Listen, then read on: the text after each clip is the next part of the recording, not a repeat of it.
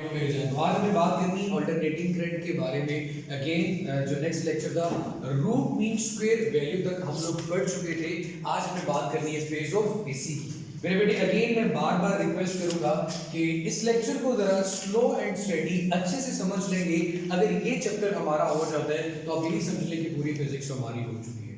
इसमें कुछ ऐसे टर्म्स यूज की जाती हैं जो सब टाइम बंदे को कंफ्यूज करती हैं, लेकिन मेरी कोशिश होगी कि जिस पेस के साथ मैं आप लोगों को चीजें बताऊं उसी पेस के साथ समझे जाएंगे। ठीक है मेरी जान। तो मेरे बेटे फेज ऑफ एसी से स्टार्ट करेंगे। एसी सर्किट्स हमारे चैप्टर का नाम है।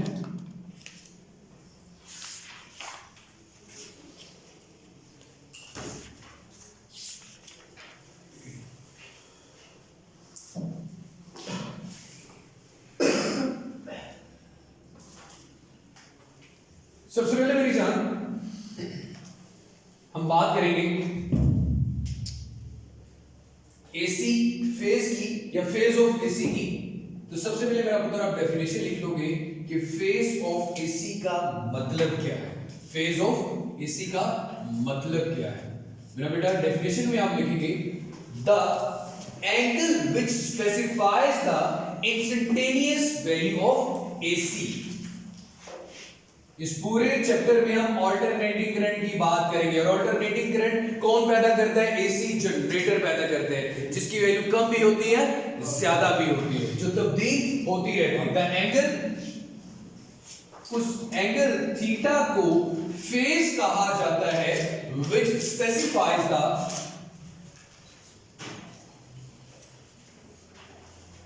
जो स्पेसिफिकेशन देता है, स्पेसिफाई करता है, खास बनाता है the instantaneous value of AC को। द इंस्टेंटेनियस वैल्यू क्या होगी कि किसी भी इंस्टेंट के वक्त आप वोल्टेज और करंट की जो वैल्यू की बात करते हो उसे हम क्या नाम देते हैं मेरा बेटा?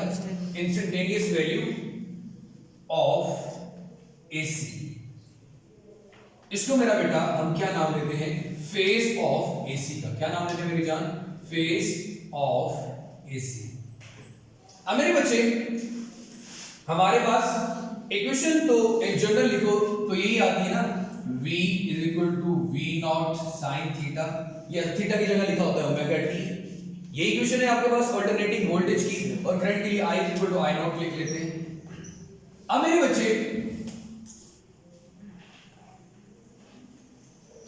आपने जिन बातों पे गौर करना है, जो काबिल गौर बातें हैं, उनको जरा ध्यान से देखना है मेरे बेटे। इस टॉपिक में हमने ये चीज देखनी है कि किसका फेज लीड कर रहा है और किसका फेज लैग कर रहा है। लीड का मतलब आप इस टॉपिक चैप्टर में ये समझेंगे कि अगर वोल्टेज की वैल्यू मैक्सिमम है तो वोल्टेज लीड कर रहा है, और अगर करंट की वैल्यू मैक्सिमम है तो करंट लीड कर रहा है। हमने किन दो क्वांटिटीज के दरमियान देखना है कौन लीड कर रहा है कौन लैग कर रहा है। लीड का मतलब किसकी वैल्यू मैक्सिमम है, और उसी सर्किट में उस पॉइंट पे किसकी वैल्यू मिनिमम है। हम कोई भी ग्राफ बनाएंगे, उस ग्राफ में अगर मैं वोल्टेज और करंट का कंपैरिजन करता हूं, लाइक एक छोटी सी एग्जांपल लेता हूं फिर लीड की तरफ आता हूं। ये मेरे पास एक ग्राफ इस तरह बन गया, एक ग्राफ इस तरह बन गया। आपको पता है कि ये वैल्यू क्या है? मैक्सिमम, और ये क्या है? मिनिमम। फर्ज करो अगर ये वैल्यू ऊपर वाले ग्राफ करंट की होती और ये वैल्यू किसकी होती? वोल्टेज की, तो मैं कहता कि करंट क्या कर रहा है? लीड कर रहा है, और वोल्टेज क्या कर रहा है? लैग कर रहा है। ये ऐसी कुछ टर्म्स हैं जो इस पूरे चैप्टर में, इस पूरे टॉपिक में, आज के लेक्चर में मैं डिस्कस करूंगा। आगे आने वाले हर टॉपिक के अंदर यही टर्म्स इस्तेमाल की जाएंगी। ठीक है मेरा बेटा? तो इनको जरा अच्छे से समझिएगा कि यार ये इतनी लंबी कहानी सर ने हमें क्यों सुनाई और इस बात का मतलब क्या था। अब मेरे बच्चे जैसे जैसे बताता जाऊंगा आपने वैसे वैसे ही करना है। मैं सबसे पहले ध्यान पहले समझ लीजिएगा, उसके बाद नोट डाउन कर लेना, कोई इशू नहीं मेरा बेटा। मैं एक बड़ा सा एक ग्राफ बना देता हूं। ठीक है मेरा बेटा? ग्राफिकल रिप्रेजेंटेशन बना रहे हैं, मैं वोल्टेज और करंट दोनों का ग्राफ बना लेता हूं। लाइक यहां पे वैसे वोल्टेज मैक्सिमम से मिनिमम, मिनिमम से ऐसे मैक्सिमम से। ठीक है, और मैंने कह दिया कि ये जो ब्लैक लाइन है ये रिप्रेजेंट कर रही है वोल्टेज। सपोज मैं सपोज कर रहा हूं, फर्ज कर रहा हूं वैल्यू में बनाता हूं,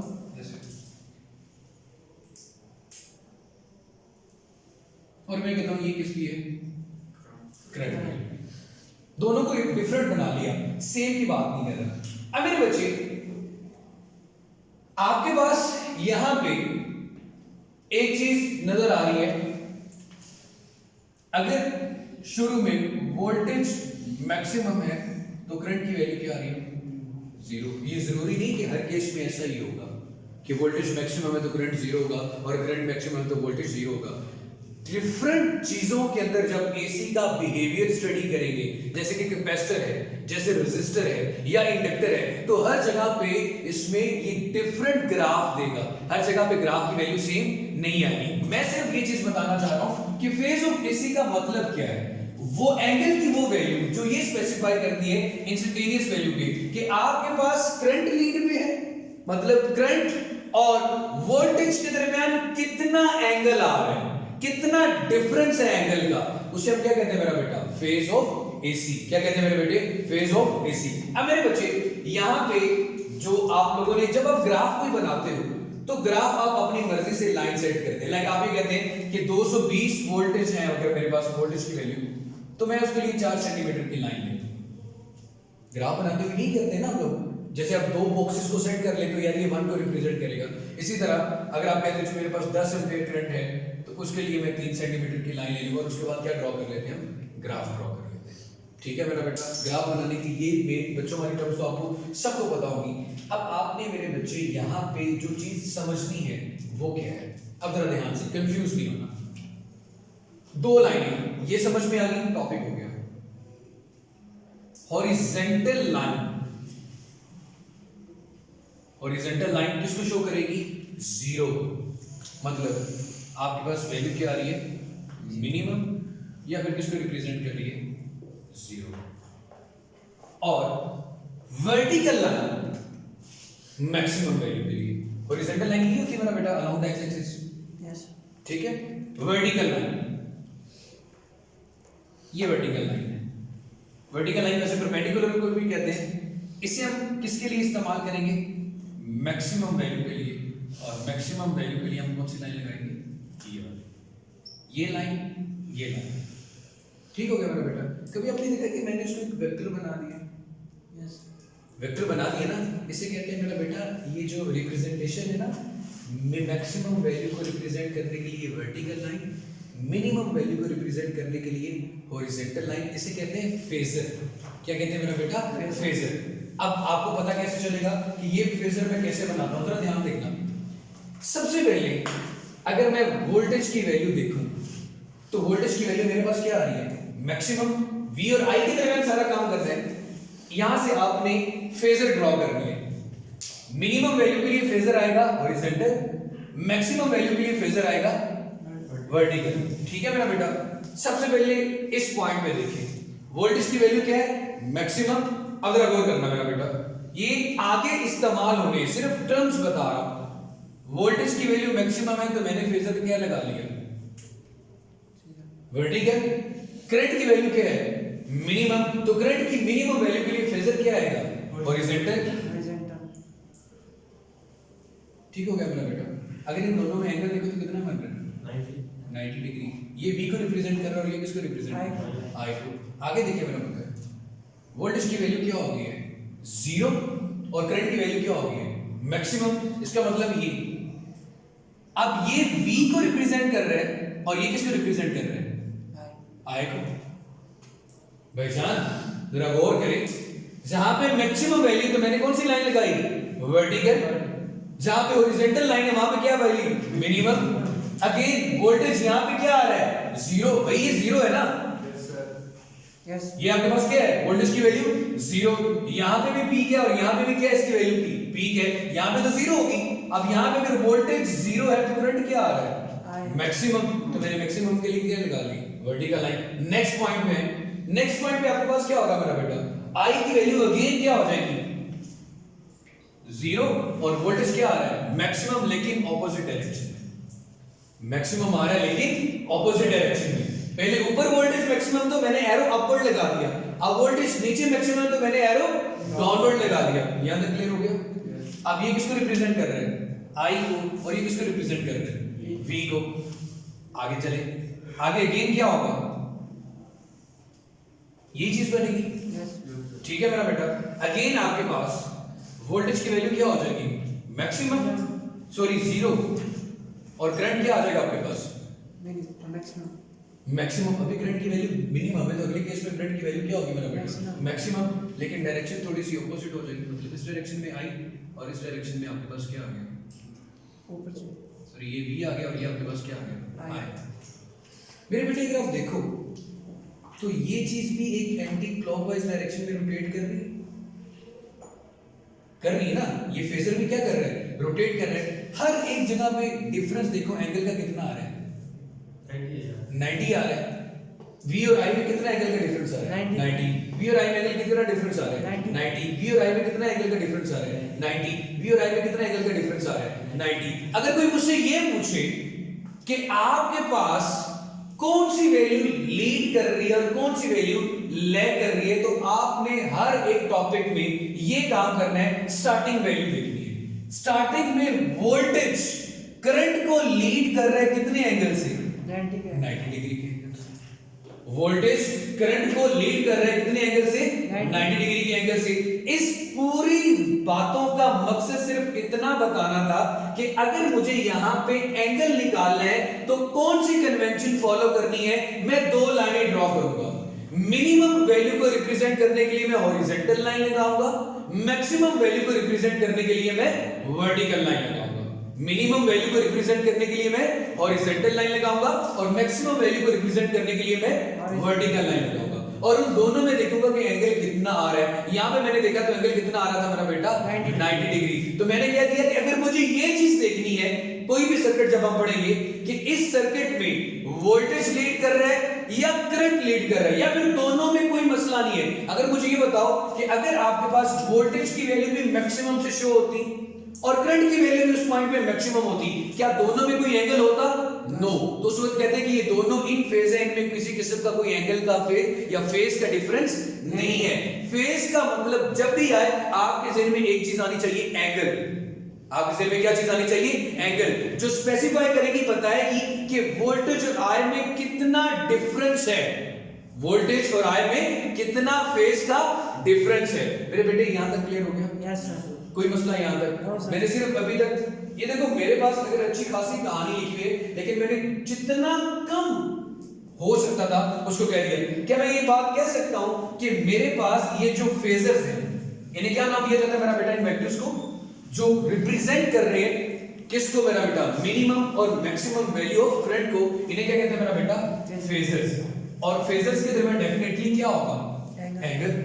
फेजर्स के दरमियान डेफिनेटली क्या होगा? एंगल। तो आप कह सकते हैं कि ये फेजर उसी एंगुलर फ्रीक्वेंसी से रोटेट करेंगे जिस फ्रीक्वेंसी से अल्टरनेटिंग करंट होगा। भाई जैसे करंट रोटेट कर रहा है या अल्टरनेटिंग करंट रोटेशन आ रही है, एंगुलर फ्रीक्वेंसी, इन दोनों की एंगुलर फ्रीक्वेंसी क्या होगी? सेम, क्योंकि ये किसको रिप्रेजेंट कर रहा है? अल्टरनेटिंग वोल्टेज को या अल्टरनेटिंग करंट को। तो दोनों की फ्रीक्वेंसी क्या होगी? सेम। जैसे इसमें चेंज आएगा वैसे किसमें आ जाएगा? इसमें। अगर ये यहाँ पे V मैक्सिमम दे रहा है तो हम भी यहाँ पे V क्या ले रहे हैं? मैक्सिमम ले रहे हैं। ये अगर करंट की वैल्यू 0 दे रहा है तो हम भी यहाँ पे करंट की वैल्यू क्या ले रहे हैं? 0 ले रहे हैं। अगर ये मिनिमम हो रही है, ये मैक्सिमम हो रही है, तो सेम हम अपना जो ग्राफ बना रहे हैं वो AC को देख के बना रहे हैं। तो मैं ये लिख सकता हूं कि angular frequency of rotating vectors is equal to alternating frequency.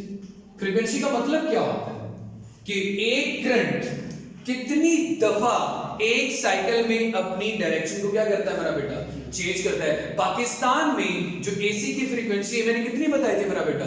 50 hertz. कितनी फ्रीक्वेंसी होती है? 50 हर्ट्ज। कि हमारे घरों में जो करंट आता है वो एक साइकिल में 50 दफा क्लॉकवाइज होता है और 50 दफा एंटी क्लॉकवाइज होता है। ये एमसीक्यूज जो नेशनल एमटीकैट 29 नवंबर को है, उसमें ये एमसीक्यूज पूछा गया है कि the domestic frequency in Pakistan of AC is 50 hertz. ये एमसीक्यूज आपके नेशनल एमटीकैट का क्वेश्चन था कि कितनी फ्रीक्वेंसी है, कितनी फ्रीक्वेंसी मेरा बेटा? 50 हर्ट्ज। फर्स्ट लेक्चर में मैंने ये बात लिखवाई हुई है, अगर आप गौर करें तो उसमें लिखा हुआ था। उसके बाद मेरे बच्चे, इससे प्रीवियस चैप्टर आप लोगों ने पढ़ा इलेक्ट्रोमैग्नेटिक इंडक्शन का, कि अगर आपकी कॉइल भी रेस्ट में है, ये मैग्नेट भी रेस्ट है, दोनों रेस्ट में। मैक्सिमम लाइनें जा रही है एरिया की तरफ, फ्लक्स क्या हो गया? मैक्सिमम। फ्लक्स क्या होगा? मैक्सिमम। अगर मैं इन दोनों के दरमियान में गैल्वेनोमीटर लगा देता हूं, गैल्वेनोमीटर करंट देगा या नहीं देगा? सोच के बताना है। ये दोनों रेस्ट में है, फ्लक्स मैक्सिमम है, कांस्टेंट है, दरमियान में गैल्वेनोमीटर लगा दिया, गैल्वेनोमीटर करंट शो करेगा?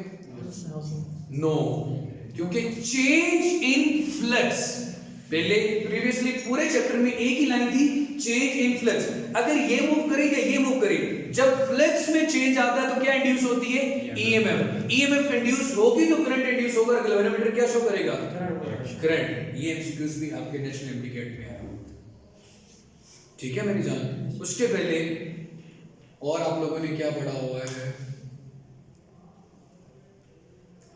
मैंने बताया था ओमिक डिवाइसेस और नॉन ओमिक डिवाइसेस का डिफरेंस। जो ओहम लॉ को ओबे करें उनकी रेजिस्टेंस क्या रहती है? सेम। उन्हें क्या कहते हैं? ओमिक। मैं चार चीजों का नाम लूंगा, filament bulb, semiconductor, copper wire.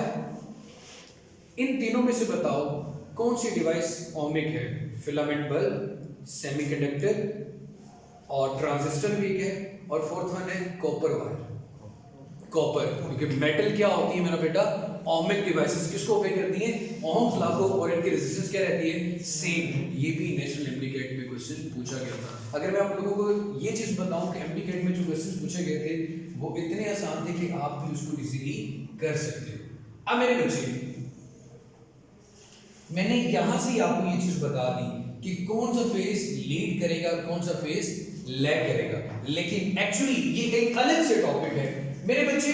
आप लोगों ने जिंदगी में, ये हो गया नोट, अगर आपका हो गया ये वाला नहीं होगा, इसको मैं रेज कर रहा हूं, आप साथ साथ वो कर लेना, ठीक है। अब मेरे बच्चे जरा देखो, ये वाला क्वेश्चन लिखता हूं मेरे बेटे। फेज लीड और फेज लैग, इसको समझने से पहले ना आपने एक छोटी सी सीख लेनी है।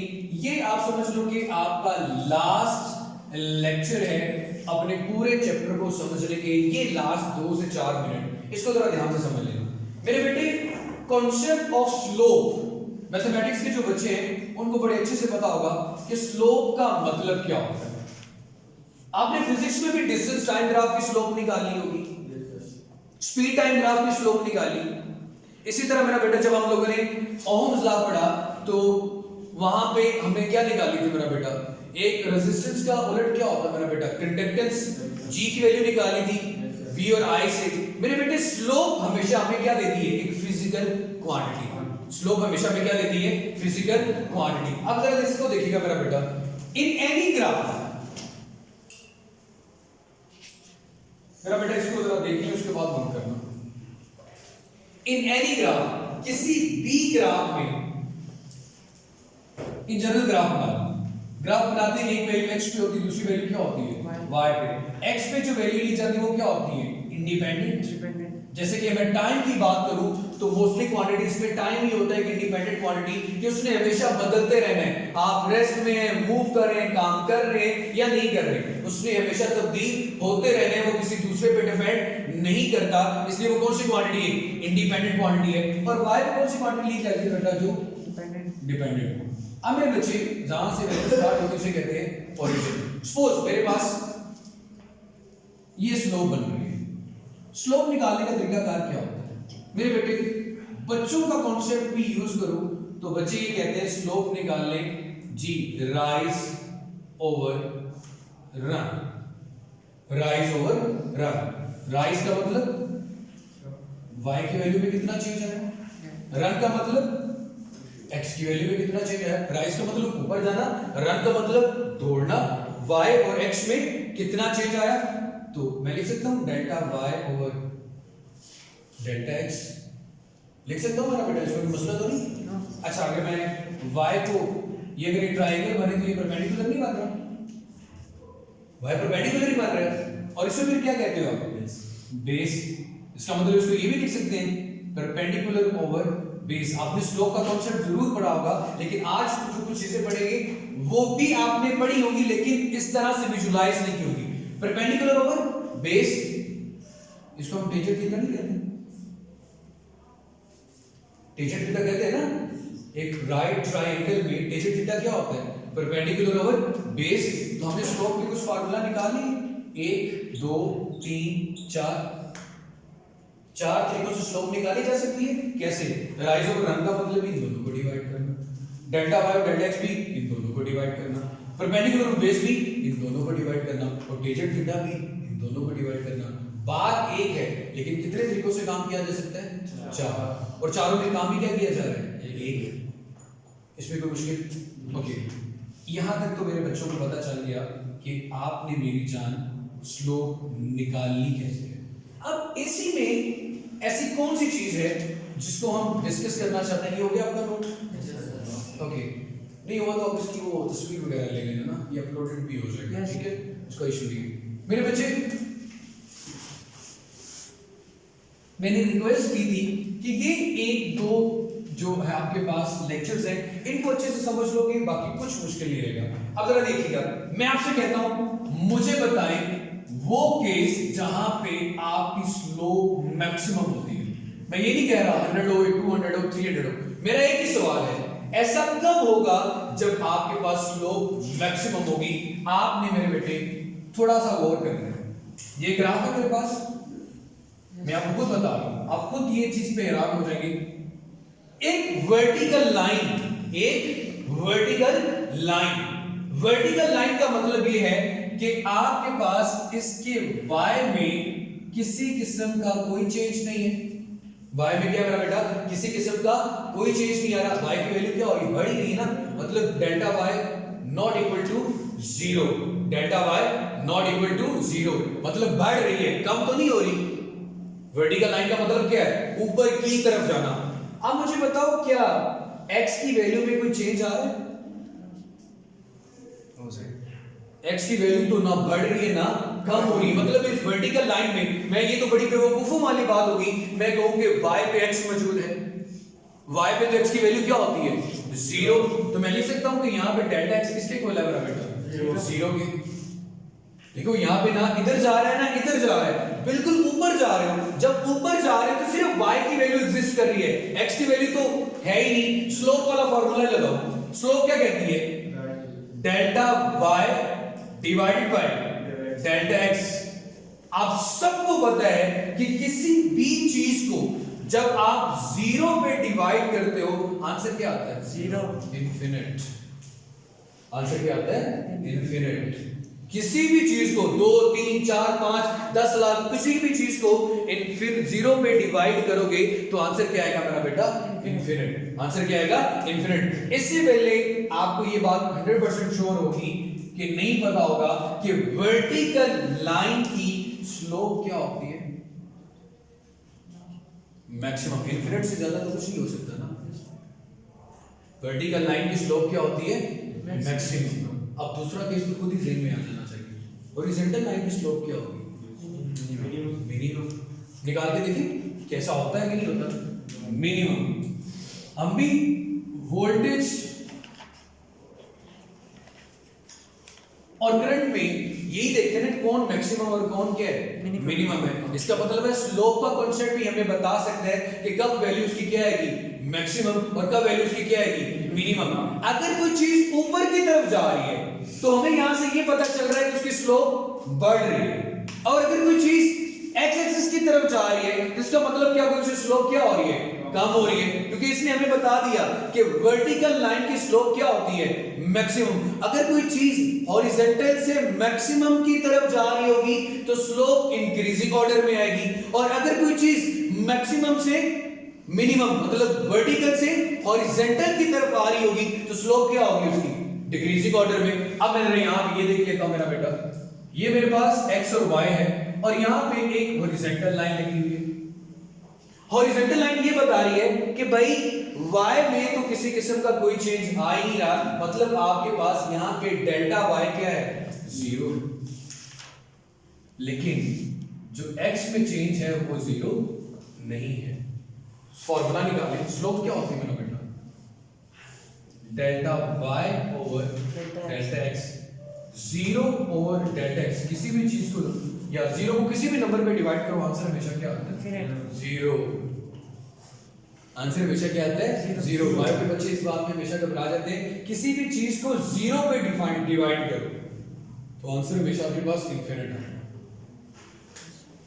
देखो आपके पास 100 रुपए है, आपने किसी को नहीं देना तो इनफिनिट वैल्यू तक दे सकते हो, फिर वो डिवाइड कर सकते हो, भाई देना ही किसी को नहीं है कुछ। लेकिन अगर आपके पास कुछ भी नहीं है और आप उसको 1000 लोगों में डिवाइड करना चाहते हो तो आपके पास वैसे ही कुछ नहीं रहेगा, जीरो का जीरो ही रहेगा। तो ये बात क्लियर होगी। अब एक्चुअली ये लाइनें तो बहुत सादा सी हैं, लेकिन इन्होंने बड़ा इंपॉर्टेंट कॉन्सेप्ट दे दिया कि अगर कोई वैल्यू y ऊपर की तरफ जा रही है या स्लोप ऊपर की तरफ y की तरफ जा रही है तो मतलब वहां पे वैल्यू क्या आएगी? मैक्सिमम। और अगर कोई चीज x की तरफ जा रही है तो वहां पे वैल्यू क्या आएगी? मिनिमम। x पे तो बिल्कुल मिनिमम, लेकिन दरमियान में कहीं है तो डिक्रीज कर रही है। y पे मैक्सिमम, लेकिन दरमियान में कहीं है तो इंक्रीज कर रही है। क्लियर हो गई बच्चे यहां तक बात? कोई मसला परेशानी नहीं? क्लियर हुआ मेरी जान? स्लोप का कॉन्सेप्ट समझ में आ गया, स्लोप का कॉन्सेप्ट समझ में आ गया, पूरा एसी क्लियर हो जाएगा। दो लाइनें पहले बताई, हॉरिजॉन्टल लाइन को मिनिमम के लिए, वर्टिकल लाइन को मैक्सिमम के लिए। अभी मैंने बताया कि आपके पास वर्टिकल लाइन की स्लोप भी क्या आ रही है? मैक्सिमम। वैसे भी मैंने वर्टिकल लाइन को क्या लिया था? मैक्सिमम। हॉरिजॉन्टल लाइन की स्लोप भी क्या आ रही है? जीरो। और वैसे भी हमने हॉरिजॉन्टल लाइन को क्या लिया था? जीरो। तो अब ये चीज क्लियर होगी कि हम हॉरिजॉन्टल लाइन को जीरो क्यों ले रहे हैं और वर्टिकल लाइन को मैक्सिमम क्यों ले रहे हैं। क्लियर होता जा रहा है मेरी जान? ऐसे ऐसा बाकी चीजें भी क्लियर होगी। अब जरा ये देखो, एक चीज होती है कांस्टेंट स्लोप। कांस्टेंट का मतलब जिसकी वैल्यू ना बढ़े ना कम हो। जैसे आपको याद हो कि मैंने C = Q/V कहा था कि V बढ़ाते जाओगे Q बढ़ता जाएगा, कैपेसिटेंस हमेशा क्या रहेगी? सेम, और उसकी स्लोप हमेशा क्या आएगी? कांस्टेंट। आपने uniform speed, uniform velocity, uniform acceleration में इस तरह की स्लोप देखी होगी। किसी भी पॉइंट पे x और y की वैल्यू में डिफरेंस निकालोगे तो आपके पास इसका आंसर हर एक पॉइंट पे क्या आएगा? सेम आएगा। हर एक पॉइंट पे क्या आएगा? सेम आएगा। इसे कहते हैं मेरा बेटा कांस्टेंट स्लोप। क्या कहते हैं? Constant value. जब आपके पास डेल्टा y में जितना चेंज है उतना ही चेंज किसमें आ जाएगा? x में। जैसे अगर मैं कहूं ये 2 2 है तो आंसर क्या आ रहा है? 1। अगर मैं कह दूं इसको मैं 4 4 कर देता हूं तब भी आंसर कितना आ रहा है? 1। अगर इसको मैं 5 5 कर दूंगा तब भी आंसर कितना आएगा? 1। कि जितना चेंज x में ला रहे हो उतना ही चेंज किस में ला रहे हो? y में। तो आंसर हमेशा क्या रहेगा? सेम। अगले पहले 10 सेकंड में आपकी गाड़ी 0 से 20 पे गई तो अगले 10 सेकंड में 20 से 40 पे, अगले 10 सेकंड में 40 से 60 पे। तो जितना टाइम में चेंज आ रहा है उतना ही किस में चेंज आ रहा है? स्पीड में। तो स्लोप हमेशा क्या रहेगी? सेम। क्योंकि आपने स्लोप का मतलब क्या होता है? y की वैल्यू को किस पे डिवाइड कर दो? x पे। जब दोनों क्वांटिटीज में सेम चेंज आएगा तो उनकी रेशियो या उनका डिवीजन से आंसर भी हमेशा क्या आएगा? सेम आएगा। ये कांस्टेंट स्लोप होगी। अभी ये चीज तो मुझे खुद बता दो कि अगर मैं आपसे ये कहूं मेरा बेटा कि मुझे ये बताएं कि इंक्रीजिंग स्लोप अगर मुझे बनानी हो, इंक्रीजिंग का मतलब क्या होगा? वो वैल्यू किस तरफ जा रही होगी? y की तरफ। वो वैल्यू किसकी तरफ जा रही होगी? y की तरफ। और अगर मैं कहूं डिक्रीजिंग स्लोप तो वो वैल्यू किसकी तरफ जा रही होगी? x की तरफ। Increasing slope.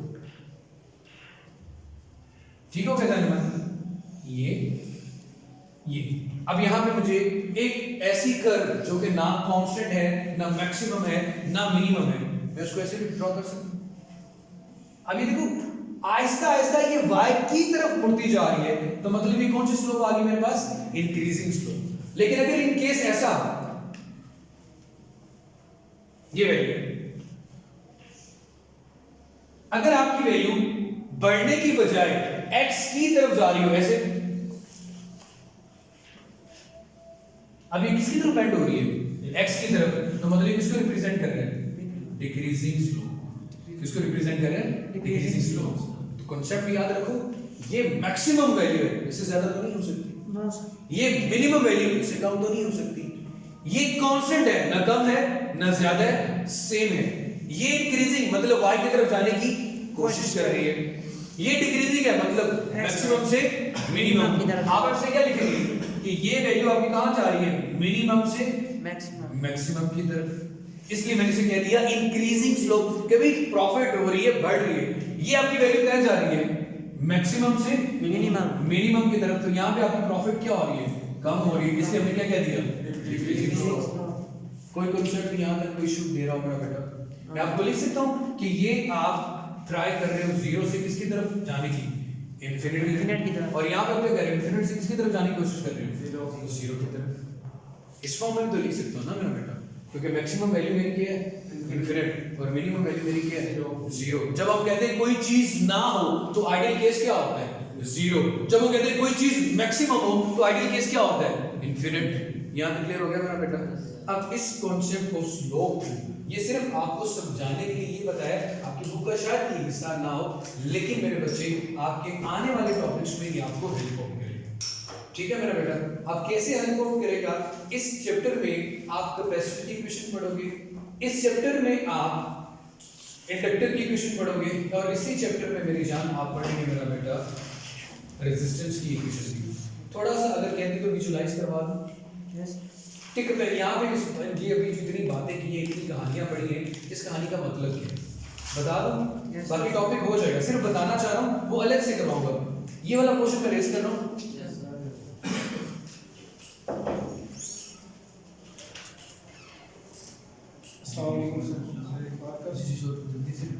ओके, आपने यहाँ पे इस चैप्टर में डिफरेंट स्लोप के साथ आपका कंपैरिजन होगा। मेरे बच्चे मुझे बताओ, अगर मैं बात करूं कैपेसिटर की, इन केस ऑफ कैपेसिटर या in case of capacitor circuit, आपने क्या पढ़ा होता था मेरा बेटा कि जितना चार्ज स्टोर हो, करंट की इक्वेशन क्या होती है, delta Q over delta T, Q over T होता है ना मेरा बेटा। Yes sir.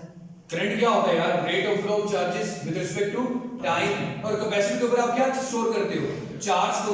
Charging and discharging of the capacitor में जब हमने ग्राफ बनाया था, एक क्यू था और दूसरा क्या था, टाइम। तो आपने एसी का डिस्कस करना है कि अल्टरनेटिंग करंट जब कैपेसिटर में से फ्लो करेगा तो ये कब कौन सी वैल्यू देगा। हमने तो ये पढ़ा क्योंकि डीसी से पहले हम पढ़ चुके हैं। अब हम किसकी बात कर रहे हैं, अल्टरनेटिंग करंट की, कि अल्टरनेटिंग करंट की वजह से कैपेसिटर क्या करेगा। अगर बेटा सबसे पहले आप जब ग्राफ बनाओगे तो डेफिनेटली क्यू और टी के दरमियान ग्राफ बनाओगे। अगर क्यू और टी का ग्राफ बनाओगे तो मेरा बेटा क्यू और टी की जो स्लोप है वो आपको क्या दे रही है, एक्चुअली करंट। सिंपल सी बात है ना, क्यू और टी के दरमियान देखो, डिस्टेंस और टाइम के दरमियान ग्राफ बनाओ तो डिस्टेंस टाइम ग्राफ की स्लोप क्या देती है, स्पीड। वेलोसिटी और टाइम के दरमियान ग्राफ बनाओ तो वेलोसिटी टाइम ग्राफ की स्पीड क्या देती है, स्लोप क्या देती है आपको, एक्सेलरेशन। ऐसे ही होता है ना, तो स्लोप हमेशा में क्या देती है, एक नई फिजिकल क्वांटिटी। इसका मतलब है y पे क्या होगा, चार्ज, और x पे क्या होगा, टाइम। और वैसे भी पता है कि x पे क्या रखते हैं, इंडिपेंडेंट क्वांटिटी टाइम, और y पे क्या रखते हैं, डिपेंडेंट क्वांटिटी चार्ज। यही है मेरे बच्चे मैक्सिमम वैल्यू ऑफ कैपेसिटर को रिप्रेजेंट करते हैं Q नॉट या चार्ज से, Q नॉट से रिप्रेजेंट करते हैं, और मैक्सिमम मिनिमम वैल्यू को माइनस Q नॉट से। एसी के अंदर आप सब ने मेरे बच्चे देखो, अगर मैं वोल्टेज की इक्वेशन एसी में लिखता हूं होती V = V not sin omega t, AC ऐसे होता है। करंट की इक्वेशन लिखूंगा वो क्या होगी, I = I not sin omega t।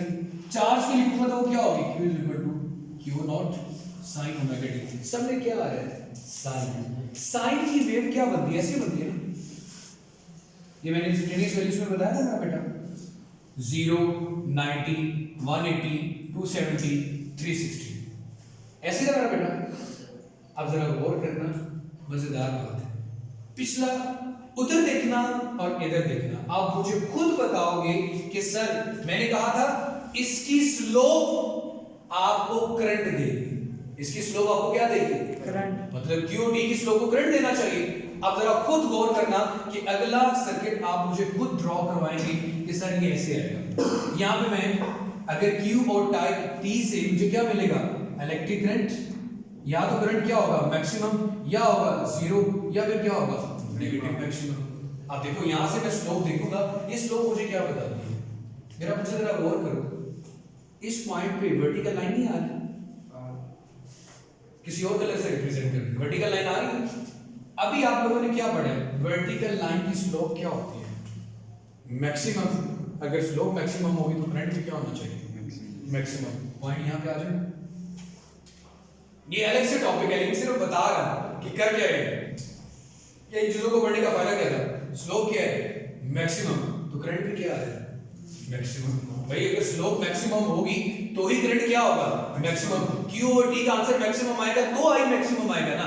तो ये तो क्या बता रहा है, ये स्लोप वर्टिकल लाइन की स्लोप हमेशा क्या होती है? मैक्सिमम होती है, तो करंट भी क्या होगा? मैक्सिमम। अगले पॉइंट में देखिए, हॉरिजॉन्टल लाइन बन रही है, टेंजेंट ड्रॉ करते हैं ना, स्लोप निकालने के लिए स्लोप देखो तो किसी भी पॉइंट पे टेंजेंट ड्रॉ करोगे। टेंजेंट क्या होता है? एक लाइन जो इस कर्व को एक हल्के से एक पॉइंट पे टच कर रही हो। तो ये आपके पास हॉरिजॉन्टल लाइन बन रही है, और हॉरिजॉन्टल लाइन की स्लोप तो क्या होती है? जीरो। अगर जीरो होती है तो इसका मतलब है यहाँ पे करंट की वैल्यू भी क्या हो जाएगी? जीरो हो जाएगी। नहीं हो जाएगी? हो जाएगी। घबरा गए लगता है, मुश्किल तो नहीं है। आगे देखिए, अगेन वर्टिकल लाइन बन रही है। अगर वर्टिकल लाइन बन रही है तो उसका मतलब है वैल्यू क्या आएगी? मैक्सिमम। लेकिन वैल्यू मैक्सिमम तो आएगी लेकिन ऑपोजिट डायरेक्शन में, नेगेटिव। आ गया मेरा बेटा? अगेन स्लोप क्या होगी? जीरो। हॉरिजॉन्टल लाइन की स्लोप तो क्या होती है? जीरो आ गई। अगेन क्या आ गई? मैक्सिमम। तो करंट की वैल्यू क्या आ गई? मैक्सिमम। इन सबको मिला,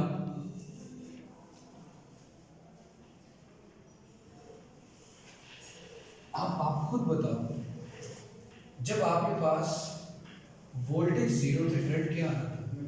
मैक्सिमम आता।